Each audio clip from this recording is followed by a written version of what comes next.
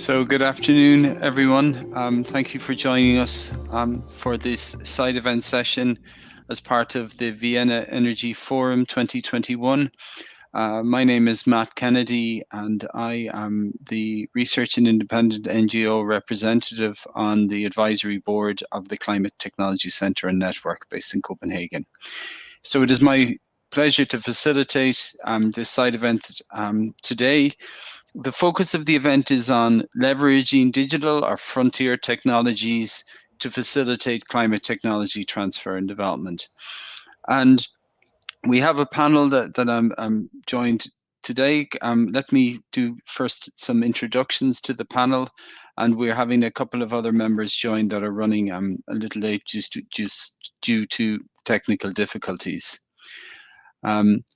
And we can see one of the panelists just joining now. So as I do the introductions, and let me organize the format for today.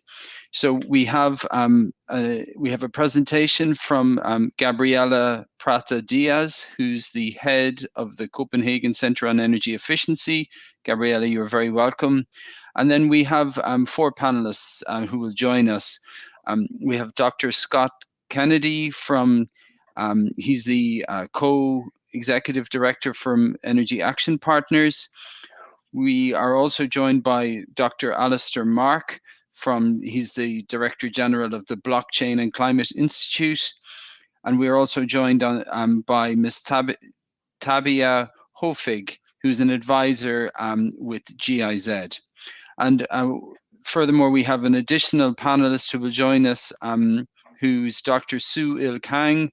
He's experienced technical difficulties, but would hope to join us. And Sue Il is the Chief Supervisor from the International Environment Research Institute at Guangzhou Institute of Science and Technology. So before I pass over to Gabriela to provide a keynote presentation, just to provide some context for the event, and I've been thinking about how best this event can proceed from a digitalization side, and I've worked in climate action and technology for many years, and I think of digitalization and the as a tool, as an enabler, and in terms of the development of city resilience strategies and heat vulnerability indexes, as we map spatial areas and green spaces, and how we engage with digitalization to do wider energy systems modeling or to assess the impact of pollution. So there are many different aspects to it. So for the purposes of today, really, we're going to talk about how you can leverage these types of digital technologies to facilitate such climate technology and transfer. But without further ado, let me introduce Gabriela Prata Diaz, who's the head of the Copenhagen Center on Energy Efficiency. Gabriela, you have 15 minutes to provide your keynote presentation, and the floor is yours. Thank you very much, Matt, and I'm really sorry for this challenge that digital technology is still imposed on us after such a long time using them. I would like to share my screen if that's possible. Yeah, okay, here we go. Excellent. You're seeing my screen, right? We are indeed. Thanks, okay. Gabriela. Thanks. So I'll just kickstart, and thanks again for the organizers as well for inviting me to provide these introductory remarks regarding this session today. So basically, I would like just to start saying that we are now entering a new phase in our lives towards sustainable digital transformation, and indeed, COVID-19 has put digital technologies in the center of society, and nonetheless, on the climate change related topics. It has, as we have noticed all over the last months, accelerated digital adoption. We see in our daily lives, we are doing this just now, so having conferences and meetings online, and we have changed our behavior towards purchase of goods and services in our daily lives. And also on the industry side, made us rethink business models as well. So many new companies have adapted their models of selling and providing their products and services. And it has nonetheless mainstream the use of new tools like 5G, Internet of Things, machine learning, artificial intelligence, even blockchain, additive manufacturing, etc., etc. So that it's more and more in our daily jargon and tools that we are using on an everyday basis. However, I would like to from now on also to put an emphasis on my own field of work, which is energy efficiency. So I'll just move into my own field, which is the energy efficiency and how these frontier technologies can enhance energy efficiency. And we can see many applications being possible within building management systems, for example, for managing lighting, controls, water use, even ventilation, heating and cooling inside of buildings, and the opportunities it can be raising to use these digital and frontier technologies to our own benefits, to save energy and related emissions. But we also can see that application on industry, namely on the 4.0 industry, like with that additive manufacturing, management of big data information that could be treated and providing real good guidance into production lines, etc., and a lot of automation, etc., etc. But also in our home systems, being able to command and control our own appliances and devices, for example, with our mobile phones, and also connected or more on the city level space, connecting, for example, street lighting and using that with internet integrated to also better manage the urban space. But also other examples related to the electrification of energy uses, namely the connection between the transport sector and the housing sector or the building sector, and how all these connectivities between the vehicle to grid or vehicle to home energy systems or home to vehicle, so all the flows of energy back and forth that can be reorganized into a distributed pattern that we are moving on to. And then lastly, a bit more futuristic, this last mile logistics, where some tests are ongoing on distribution of goods, for example, using drones that are remotely commanded and controlled. So these are just a few examples where it could enhance and we could better control the efficiency in our daily lives, in our operation stages. Being into a bit more into the future, how it could work, and some projects that are being developed and tested at the moment it's around peer-to-peer energy trading systems. I'm sure we have a blockchain expert or related experts today on the panel, and this is some testing also that we've been looking at on how blockchain could help to improve energy efficiency in the daily uses. So using integrative type of solutions like Internet of Things, so that, for example, a house that has many control possibilities then can speak through blockchain solutions either to the energy grid or to other even other homes. So these are just some areas that are under development at the moment, and could potentially bring in very interesting developments on how we could move into perfection of the energy use in our devices. So and why is this? Because actually when we introduce digital solutions, we are able to better monitor and predict supply and demand of energy and be able to measure in real time. So you can really only really influence what you actually can measure, because you can have a real picture of what's going on in your focus of attention, be it your home or your industry or even the transport sector. So really, it's very, very important to be able to measure what you're really consuming at the moment, and be able then to use other features like remote monitoring and improve analysis and decision making towards these systems, and also, of course, be able to increase transparency in the whole systems. However, all of this is possible because there are a huge industry behind, which is connected to data centers. And we have all sorts of types of data centers being spread around the world. And with the impact of COVID-19, this development is really taking a much faster pace at the moment. Some time back, we had done an analysis, and about 1 to 1.5% of worldwide energy use was dedicated to data centers.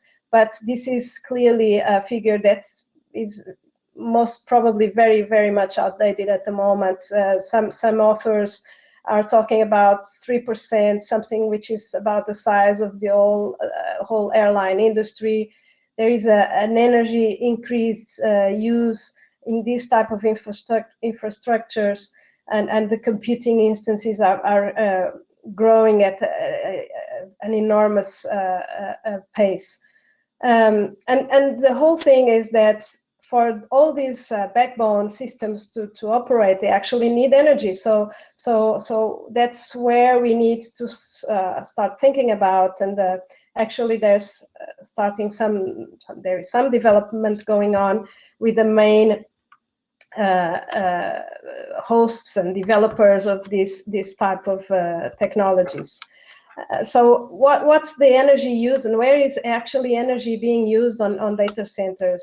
It ranges from the tiny pieces that are the chips that belong to the different racks of servers, but also the routers, the switches, the cables, the connections, all the direct power that is needed to light the data centers, all the backup power that is needed, and the storage to guarantee that it's working 24/7 non-stop.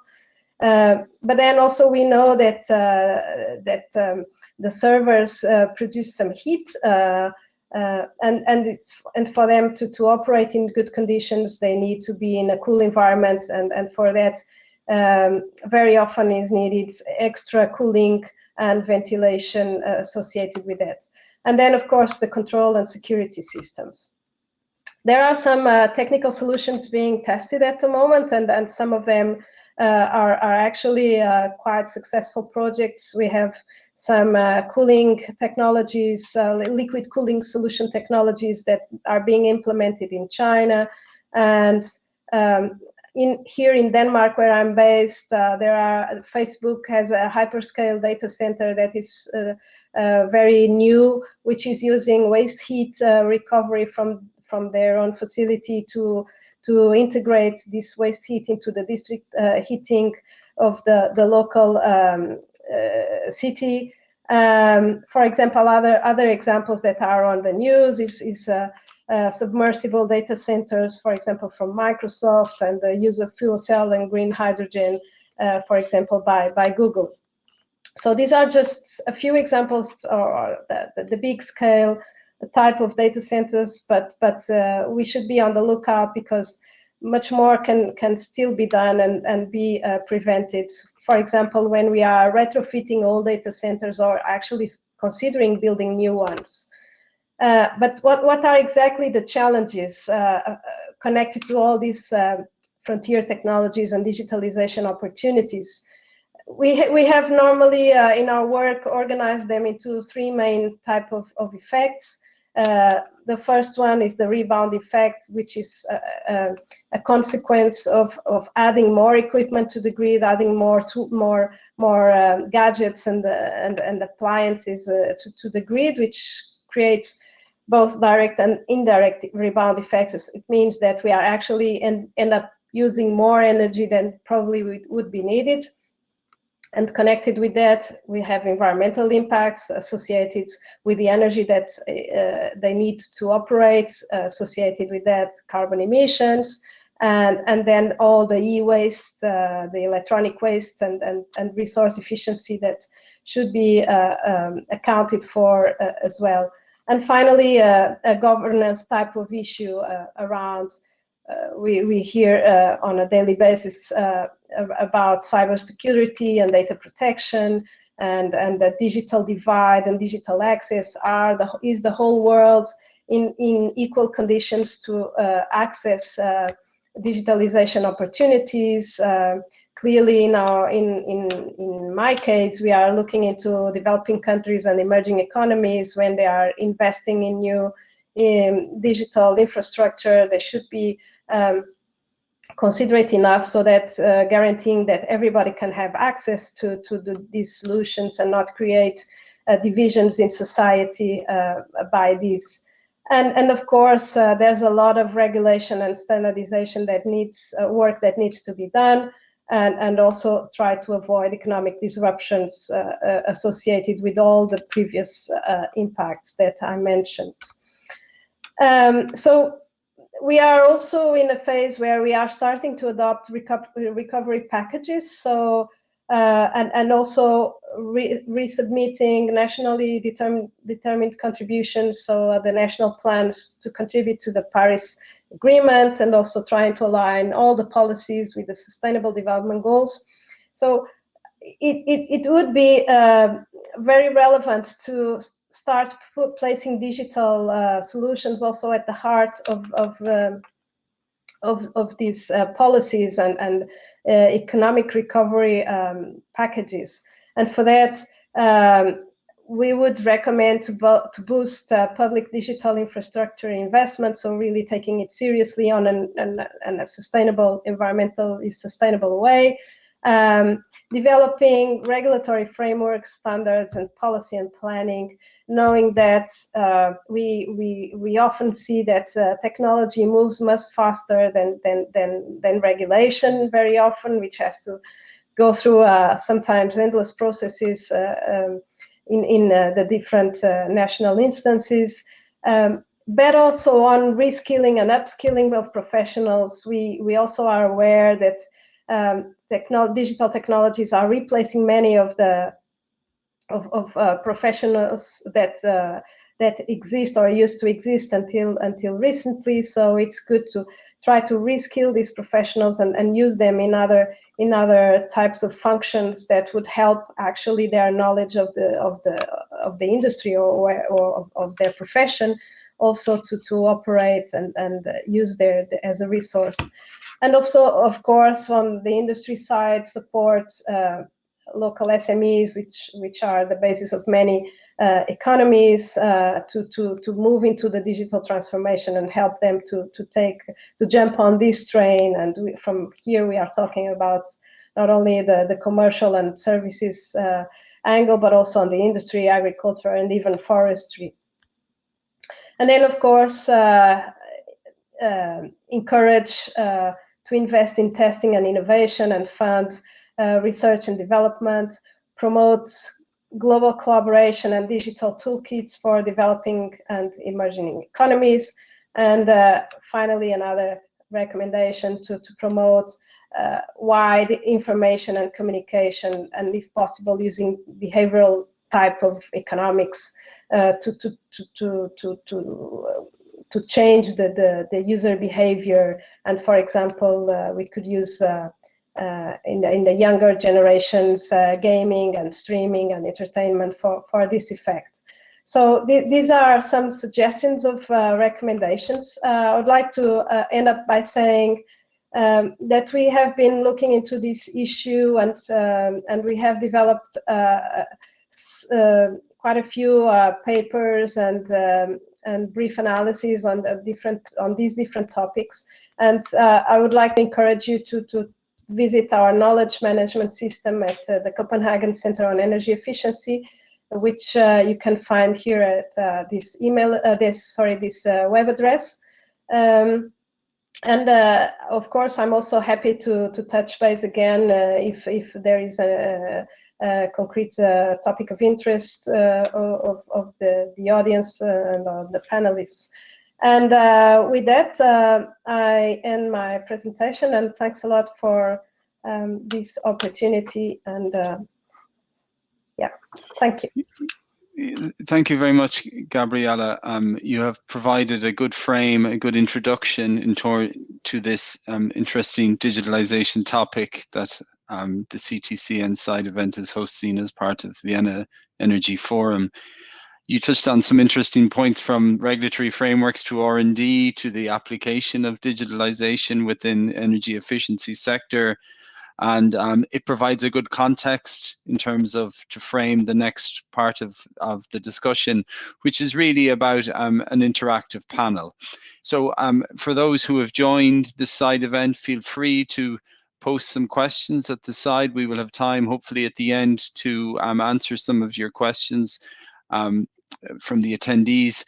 But for now, let me invite Dr. Scott Kennedy, the Co-Executive Director of Energy Action Partners, together with Dr. Sue-Il Kang from the Chief Supervisor of the International Environment Research Institute, to answer, maybe to give their perspectives on how digitalization can support climate technology transfer. So it's a broad topic, but Scott, I know you're coming from Energy Action Partners. Maybe you could frame it in terms of your own organization and some of the concrete actions that you're engaging with. And Dr. Sue-Il Kang, maybe you could frame it in terms of Guangzhou Institute of Science and Technology and the role that it plays for yourself. But for now, if you could take the next few minutes, Scott, over to you in terms of the question. Great, thank you, Michael, for the introduction and inviting us, and that was a great overview from Gabriella on really an overview of all about digitalization and climate technologies. From my own perspective, I work in the field of energy access, and so I'll give a little bit of a slant to what my own organization kind of focuses on related to digitalization. And I'll probably first, the way I thought of the question is really thinking about how the sharing of digital information can facilitate both the development and the adoption of these technologies that will either mitigate or adapt to climate change. And to take that question, the way I first thought about it is we have some information that's going to affect the supply of technology and how the technology is designed, and then also its final use.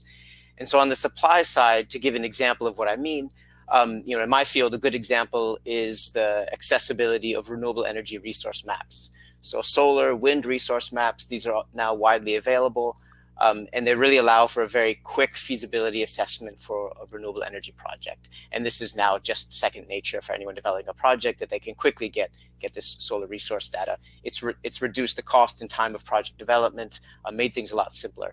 On the demand side, actually outside of energy access, an example could be a mobile app that gives consumers information about and access to a particular service.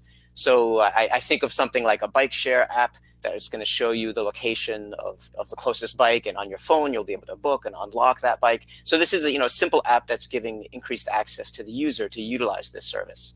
So in both of these cases, this types of digitalization has aided the suppliers and consumers of the clean technology and infrastructure. But in both cases, there's a very distinct divide between who is the supplier who designs the technology and the end users who utilize it. And I think a very exciting new area for digitalization and climate technology is to more explicitly involve the end users in the design and planning of climate-friendly technologies and services. And so I'll give the first example of this in my own case. As I said, I work in the area of energy access. We do a lot on renewable energy, mini-grid development, providing access to electricity in rural areas that have been off-grid. So in this field, conventional approaches for planning this type of infrastructure has that same distinction between supplier and consumer.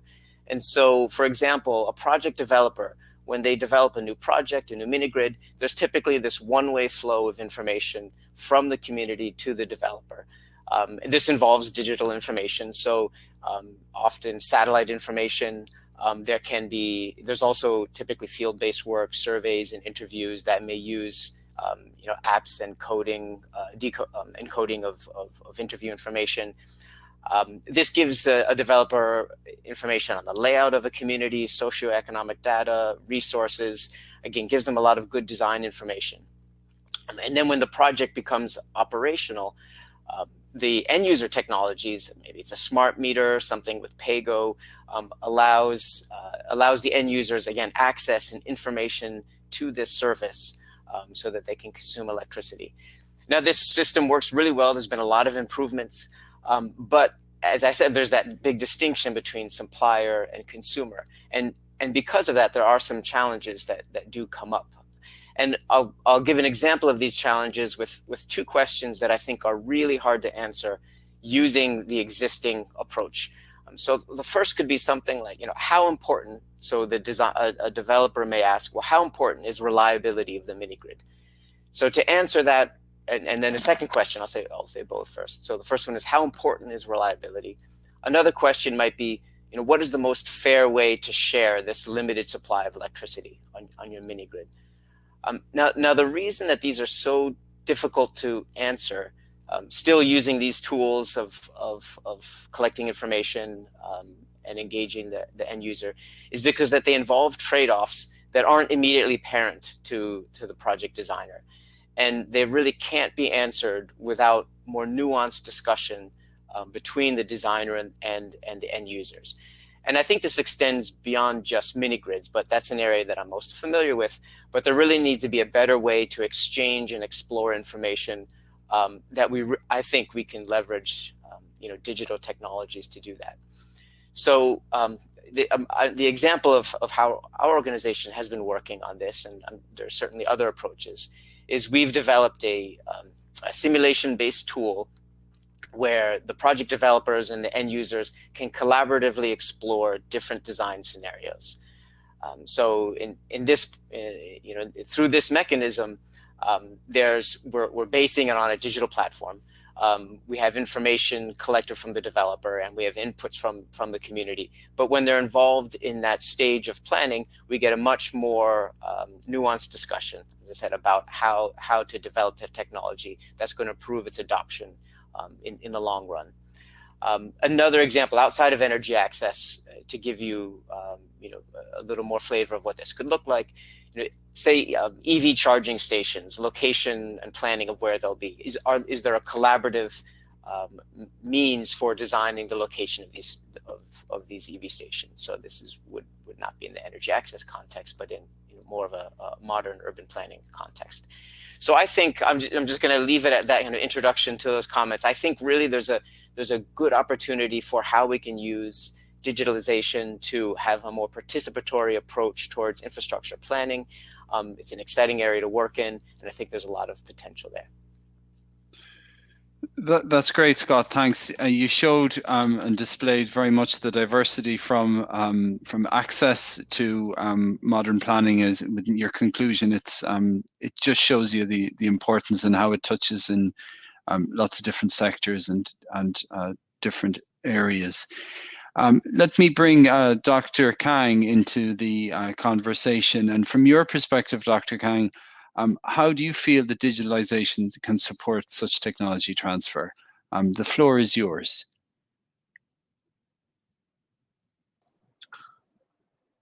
Thank you, Matt, for the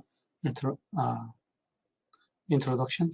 I would like to firstly express a special thanks to CTCN to giving me a chance for presenting here as a panelist with a very important topic.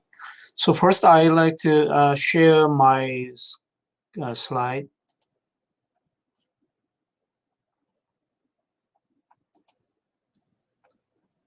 I'll let you know when we can see it, Dr. Kang. Okay.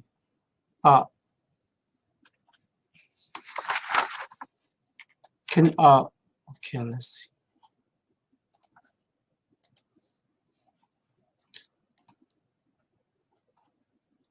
Okay, I think that I had a problem with the sharing the screen. Okay, so actually as you know, Korean government is really trying to give big funding for the industry for foreign technologies and even my school, the Gwangju Institute of Science, is really focusing on the artificial intelligence technology. But actually, it's not my major. So, but actually, first I'm working as a UNFCCC tech member. So I first would like to really share the work of the tech on the digital technologies. So from 2018, tech started working with emerging technology issues. The first background paper really included general purpose technologies such as digital technologies in the background paper to deal with digital technologies with zero emission technology and negative emission technologies. So, but right now, at this moment, tech changes the direction to only focus on the digital technologies, emerging technologies in the energy supply sector. So that's why right now tech does not deal with general purpose technologies such as digital technologies. So there is our current situation in the tech. And as Gabriela mentioned, that she already explained very well about how digital technologies can support climate change responses. So, now my main focus of the discussion is about the climate technology transfer platforms. Because CTCN is the matchmaker for the technology transfer. So I think that the digitalization of the technology transfer platform really can help climate technology transfer. So, for example, like during at the platform, the stakeholders, the advantage of digital technology solution in the technology transfer platform is that stakeholders can, there is possibility of simulating control system and performing visual commissioning of the inventions. So stakeholders can see the product by supporting of digital technologies. And also the digital technology can support the very efficient matchmaking or communication between the stakeholders. So I'd like to stress the digitalization in the technology transfer platform really can speed up or facilitate the efficient technology transfer between stakeholders, and then also it really can facilitate communication among all the stakeholders. Yeah, that is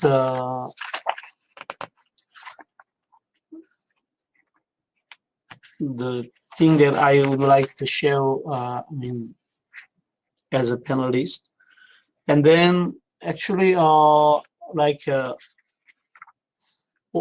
thing is that because I'm working in the academia, so I really agree with Gabriela's point that actually we all agree that the digital technology really can support. It has a very big potential to support climate change response. So we need very big.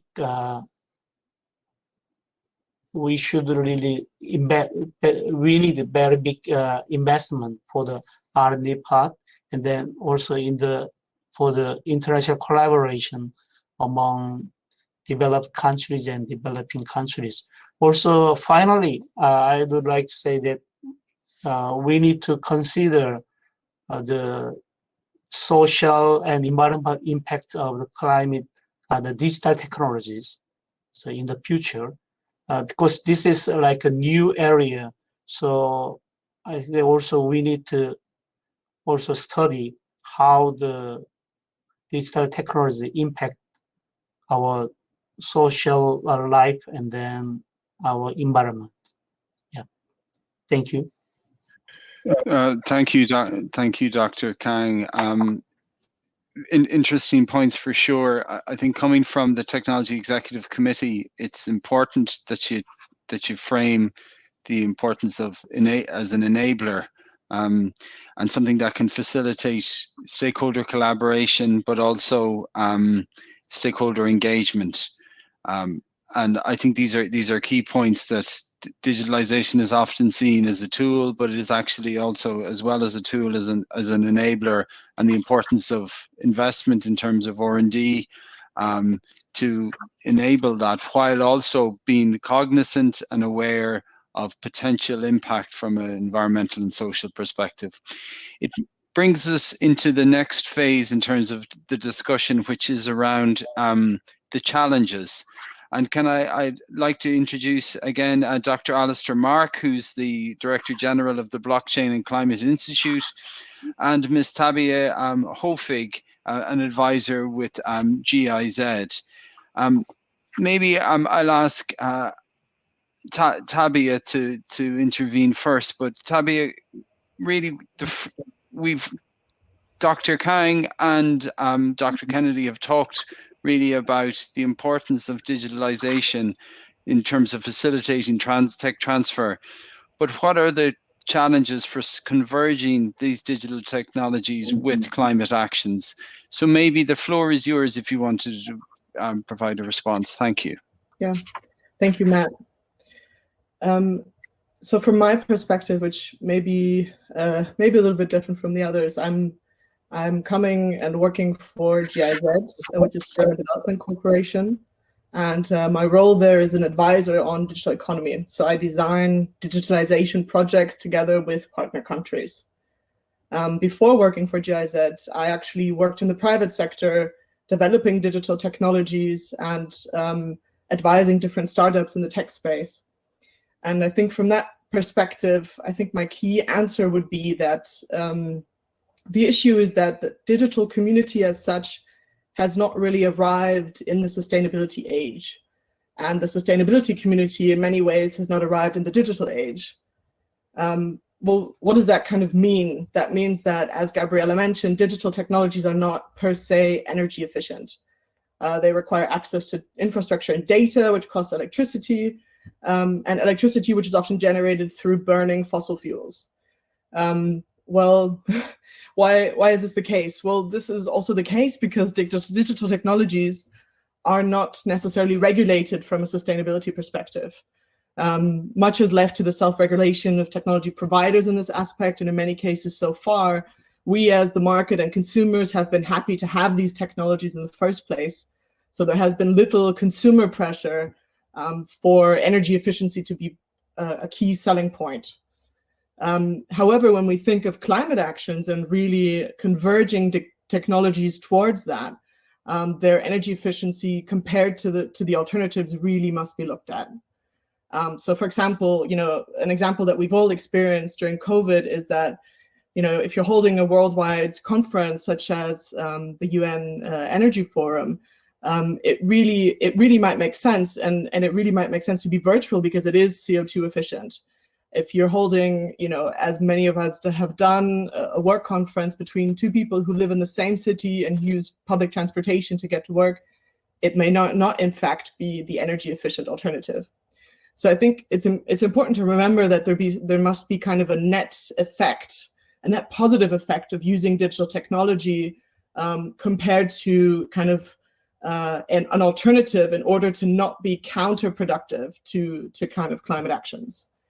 And when we look at, Gabriela has mentioned kind of the backbone, but when we look at software as well, and for what digital technologies are being used, a lot of it in terms of energy consumption right now is music and video streaming, cloud computing, cryptocurrencies. But if we think that only half of the world population is currently using the internet, and Internet of Things is on the horizon where humans will no longer be pushing the off and on button, the demands for energy will likely increase, especially on the software plane. So really energy efficiency of technologies becomes a very important issue, and actually is in some ways a barrier to helping to achieve climate actions. In my view, without guardrailing through regulatory requirements and looking explicitly at the fuel mix used to kind of generate electricity, we may end up in a place where digitalization will reinforce, the environmental and climate crisis. If we think about reaching climate goals in general, we also need to take a step back and kind of what Suil Kang mentioned, see that there's a reform needed of political, economic, and social systems.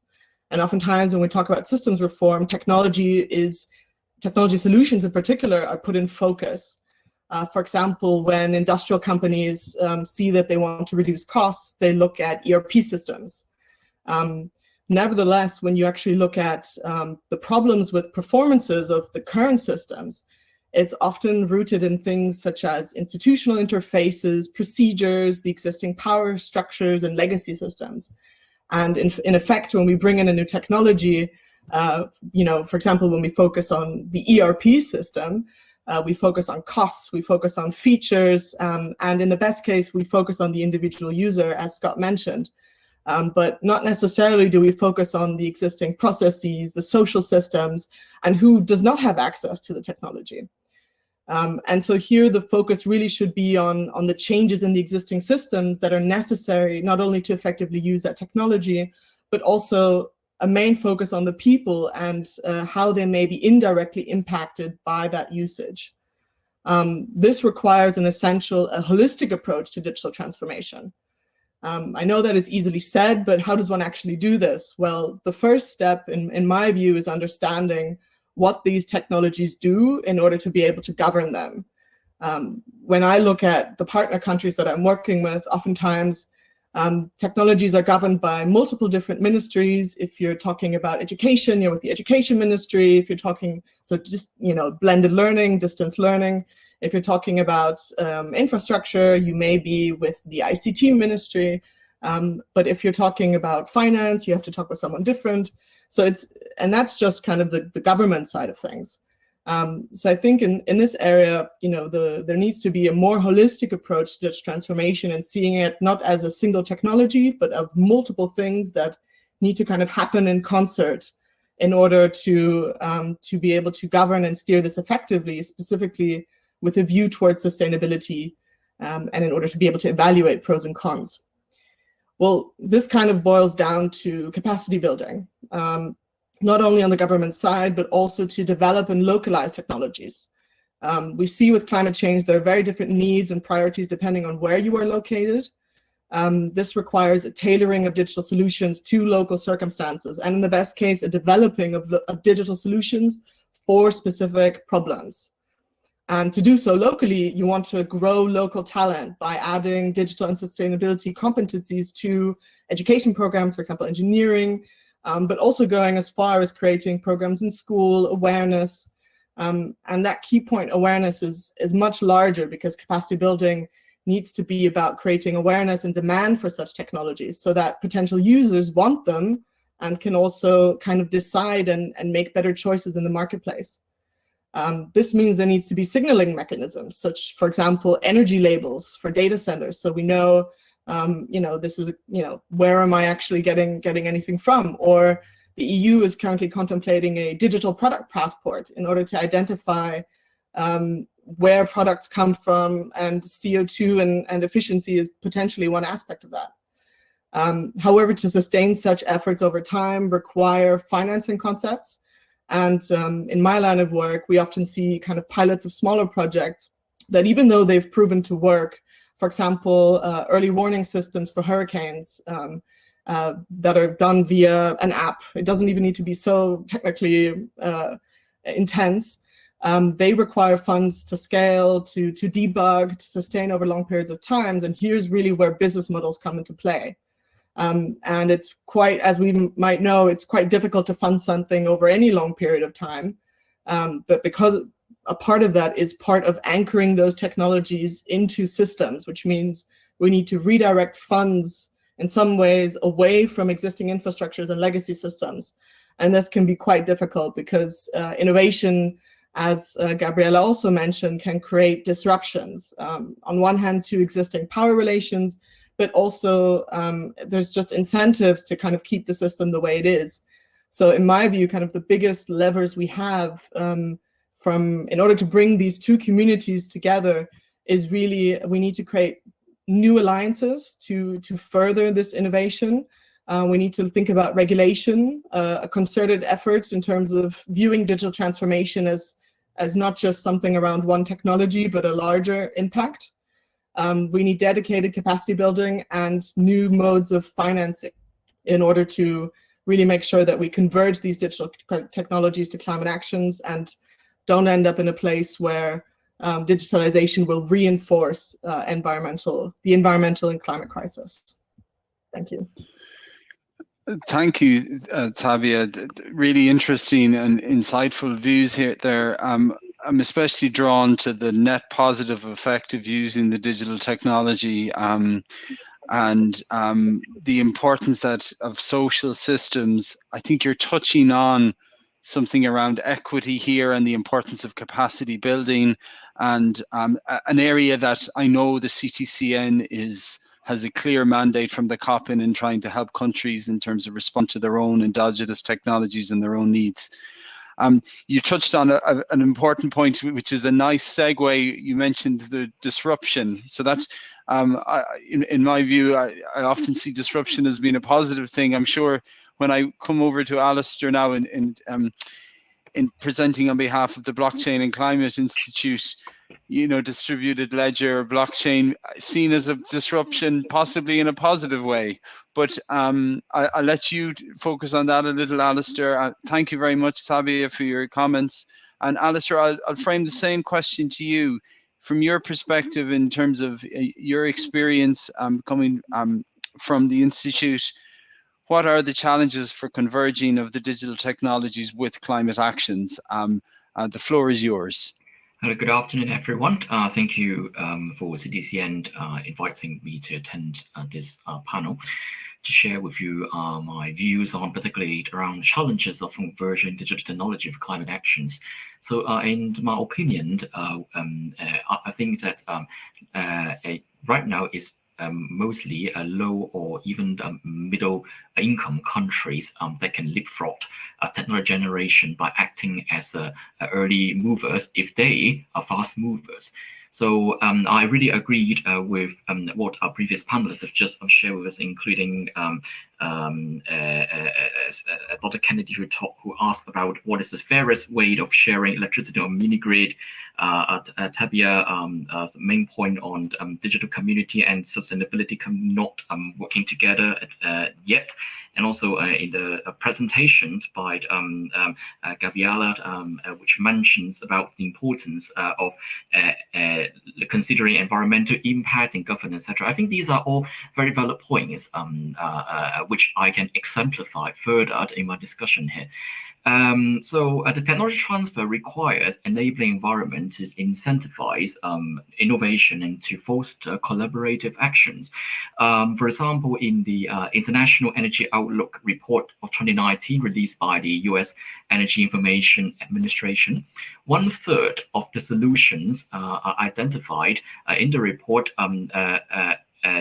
to reduce greenhouse gas can actually be enabled by digital technologies, and this applies to agriculture, building services, energy in particular, and AI, IoT, and blockchain of course, with the connectivity offered by the 5G and the base of big data, are expected to lead the way in the future of digital technology. And so the challenges that these technologies face will be the biggest for the potential impacts for digital technologies on climate actions. Let me give you some very specific examples. So I first would like to talk about AI. Artificial intelligence can boost the energy efficiency of buildings, heavy industry, and grid networks, of course.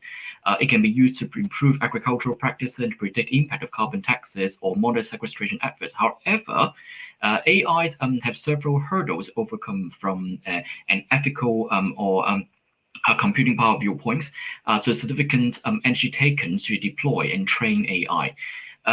For example, training AI is done with existing data set, which means there is potential for bias.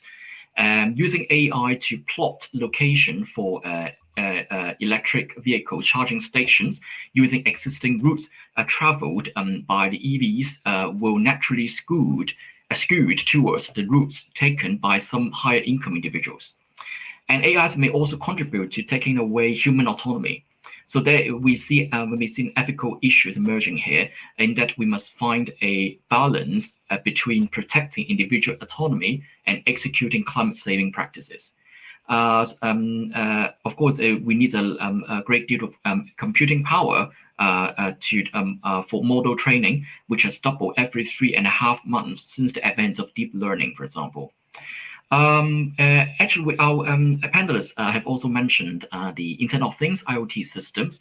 I can share with you that the challenges for the IoT systems actually lies in the integration between AI and machine learning into the Internet of Things that needs to be developed to improve the efficiency and the autonomy of the IoT network and improve the efficiency of the IoT applications. The analytics of IoT harvested data is the greatest potential challenge to overcome. IoT system equipped with AI can become the best way to monitor aging population, pollution level, weather changes, etc. However, these are just some of the technical barriers or technical challenges converging technologies and climate actions.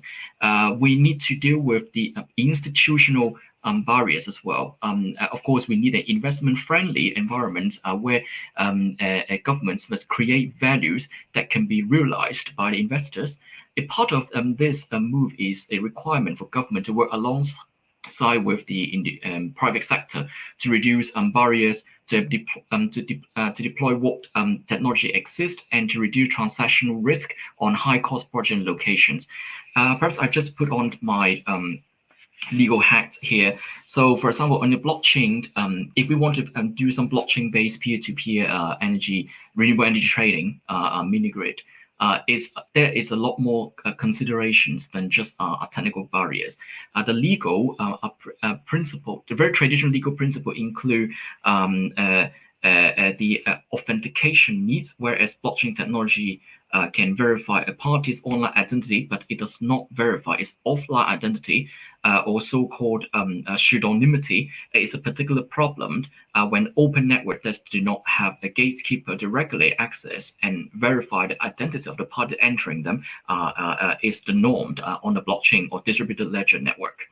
And when we make a mini-grid become a decentralized organization or system, the control over the ledger is necessarily distributed. So how would we control or regulate the ledger? Its users or other parties in the system, and who is accountable in a decentralized system, given the cross-border nature of the technology, and who should regulate in this context. And this is a big question that a lot of legislators and regulators need to consider. And another example is a competition law.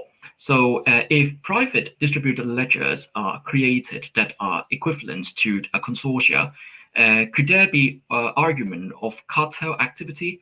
is that a risk that algorithms are set up in a manner which produces anti-competitive results that are secret or not readily detectable.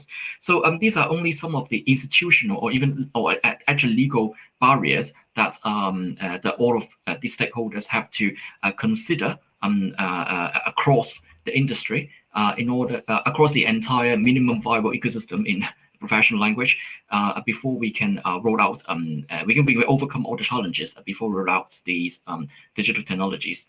So perhaps I will stop here, and then I'm happy to participate in the Q&A. That's perfect, Alistair. Thank you very much. You've began by talking about enabling environments, and of course what enabling environments are trying to do is overcome such barriers that you've identified, and you expressed very well the importance of AI and IoT, the Internet of Things, and how it can apply across aging populations to understand pollution, to understand weather systems and the value that comes there, and that's really important. We're coming towards the end of the session. I just want to, I see we have some questions that have been posted. One for you, Tabia. I'm not sure how you'd respond to it, but if there is, in your view, global legislation that would encourage nations to regulate or phase out the streaming of online games, and the impact that would have in terms of positive effects. So really a very specific, maybe non-climate example, but is online gaming really affecting the climate crisis, I suppose would be another way of framing that. And that question is coming from Adam Maraya. Tabia, over to you for as short an intervention as you can. Thanks. Yeah, sure. So interestingly enough, like actually online game streaming is quite significant. I mean, it's up there with general video streaming, especially when you think about Twitch and all of the kind of I would say trends that are going on into prolonging that and making it even larger. I don't think it's likely that there will be global legislation on this. I can imagine, I mean, the first step is always that a nation needs to identify this as kind of a big problem, and then they kind of go towards some steps and bring that to kind of a global attention. I don't think we've reached those levels yet, but it's definitely something to look out for and keep in mind. I don't think they're currently thinking about this in terms of the climate crisis, but I imagine in 20 years we very well, at the latest, will be. That's perfect, Tabby. We've come to the end. Firstly, I would just like to thank obviously all the panelists and the presenters, Scott, Alistair, Tabia, Sue Kang, and Gabriella for their attendance today and participation as part of this CTCN side event as part of the Vienna Energy Forum 2021. I'd like to thank everyone who engaged as well in the session. And without you, this would not have happened. So thank you all, and I'd like to close the session now. And thank you all, and have a lovely evening, everyone. Take care. Thank you very much. Thank you.